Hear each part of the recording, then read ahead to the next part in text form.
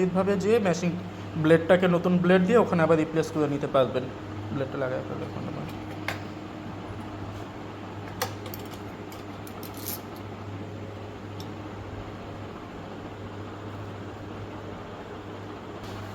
দেখতে পাচ্ছেন এখানে স্ক্রুড্রাইভার লাগানো হচ্ছে। এটা লাগানোর পরে একটু খেয়াল রাখবেন, যখন ব্লেডের সাথে নতুন ব্লেড লাগানোর পরে ব্লেডের সাথে ট্রান্সফরমারের এই 4টা স্ক্রু নাট আবার নতুন করে যখন আপনারা লাগাবেন, অবশ্যই খেয়াল রাখবেন এটা যেন খুব সুন্দরভাবে যথেষ্টভাবে টাইট হয়। এটা যদি লুজ কানেকশন থাকে অথবা ঠিক মতন টাইট না হয় তাহলে কিন্তু ব্লেড ঠিক মতন লাল হবে না। তো এটা নিয়ে পরে আপনারা আবার সমস্যায় পড়ে যাবেন যে ব্লেড চেঞ্জের পরে লাল হচ্ছে না কেন অথবা আপনার ঠিক মতন হিট হচ্ছে না কেন, এই সমস্যাটা হতে পারে। তো অবশ্যই খেয়াল রাখবেন এই 4টা নাট যেন আপনার লাগাবেন এবং খুব সুন্দরভাবে ভালো মতন টাইট দিবেন, যেন কোনো রকম লুজ কানেকশন না থাকে। নাটগুলো সুন্দরভাবে টাইট করে লাগানো হচ্ছে। এটা লাগানো হয়ে গেলে আপনারা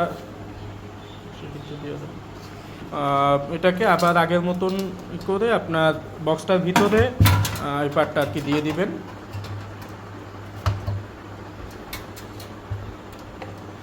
পার্টটা বক্সের ভিতরে দেওয়ার পরে সর্বপ্রথম আপনার এই পিছনের স্ক্রু 3টা আগে লাগিয়ে নেবেন।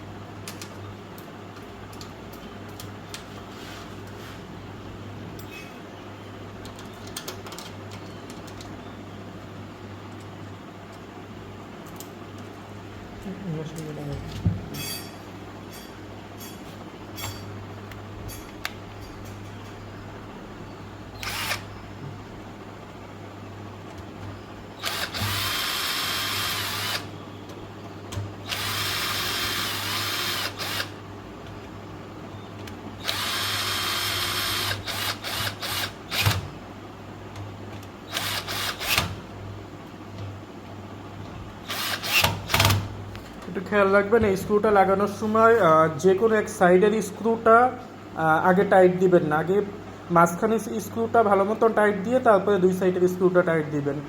যদি সাইডেটা আগে টাইট দেন তাহলে এটা আপনার যে কোনো এক সাইডে টাল হয়ে যাওয়ার সম্ভাবনা থাকতে পারে।